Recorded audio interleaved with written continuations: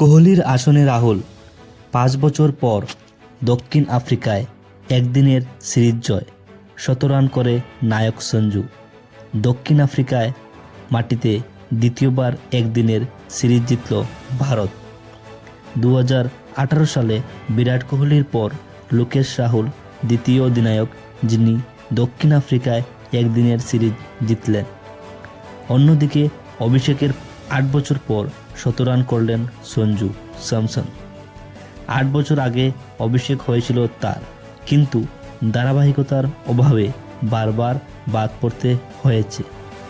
আন্তর্জাতিক ক্রিকেটে সঞ্জু স্যামসনের অভিষেক হয়েছিল জিম্বাবুয়েতে। আফ্রিকা মহাদেশের সেই দেশে জীবনের প্রথম একদিনের ম্যাচ খেলেন স্যামসন।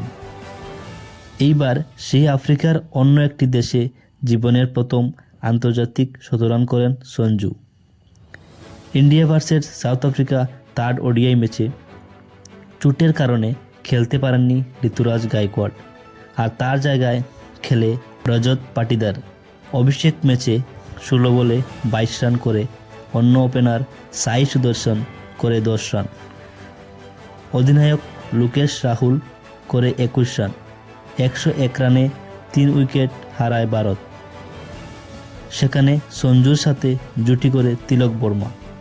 তারা দুজনে 116 রানের জুটি করে তারা ভারতকে 200 রানের গণ্ডি পার করে দেয়। শেষ বেলায় রিঙ্কু সিং 27 বলে 38 রান করে ভারতকে 300 রানের কাছে নিয়ে যায়। ওয়াশিংটন সুন্দর এবং অক্ষর প্যাটেল খুব বেশি রান না করতে পারায় 296 রানেই থেমে গেল ভারতের ইনিংস। দ্বিতীয় ইনিংসে মুকেশ কুমার 56 রান দিয়ে 1 উইকেট, হর্ষদীপ সিং 30 রান দিয়ে 4 উইকেট এবং আবিশ খান 45 রান দিয়ে 2 উইকেট এবং ওয়াশিংটন সুন্দর 38 রান দিয়ে 2 উইকেট এবং অক্ষর প্যাটেল 48 রান দিয়ে 1 উইকেট তুলে নেয়। আর ইন্ডিয়া 78 রানে এই ম্যাচ জিতে নেয়।